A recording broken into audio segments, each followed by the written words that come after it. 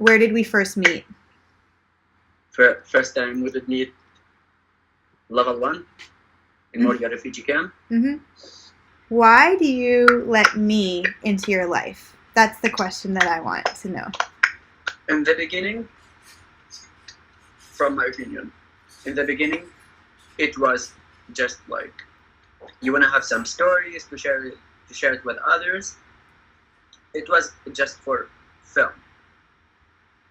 After that, when we did meet in Athens, and after Athens, Germany, too, we did meet, I think we became friends, you know?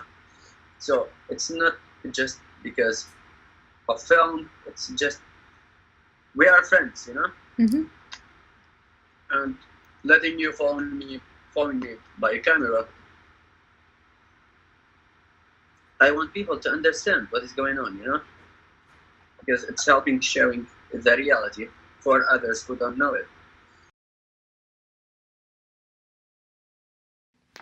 Today is the 25th of May. Happy 25th of May.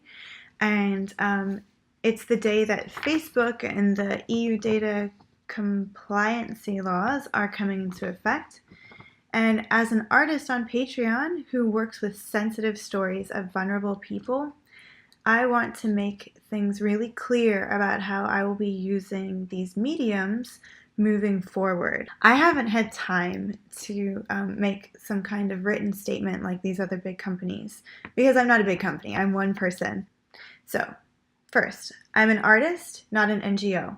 Everything I do has been privately funded by patrons like you here on Patreon and private donors who've given generously along the way.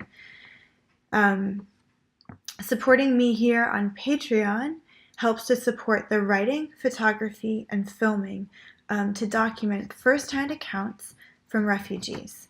It's a little bit like the Diary of Anne Frank, except for the 21st century. As people come here from their countries, they have a load of experiences, and some of them are literate in their own languages, some of them are not. But even if someone is writing what has happened to them in Farsi or Arabic, the likelihood of them getting that translated into English and then published for a Western audience to read is, or even a global audience, is really slim.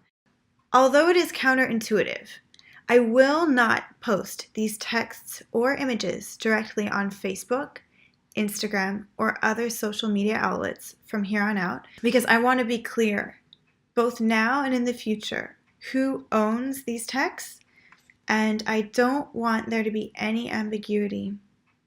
I am not using the images and words of refugees as marketing, either to promote them or to market the stories or to promote myself. Many of the refugees I have spoken to have actually had bad effects from having been on Facebook and having the government use their personal details about their families to hurt them or to torture a family member or a relative or someone in their community.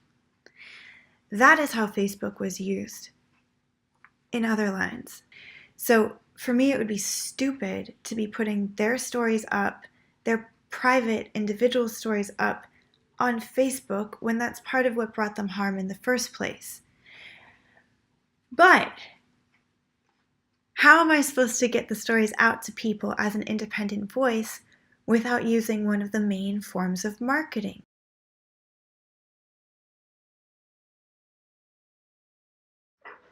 Why you don't work on your YouTube channel that much? Because especially as an artist, you need to have a lot of people because you are showing stories, vlogs, whatever. It's need a lot of people to watch, you know. Scream, I think that I've been really shy about putting my voice out there because we live in a time when anybody can say something on YouTube and suddenly somebody who has 5 million views is an expert even if they don't know anything more than your next door neighbor. So I do need to put myself out there as an artist, but I don't know. It's a hard process. Let me tell you something. Okay. who stays with refugees, it means he's not a shy person, he's not a weak person. Hope you get it. You're telling me I'm not shy or weak?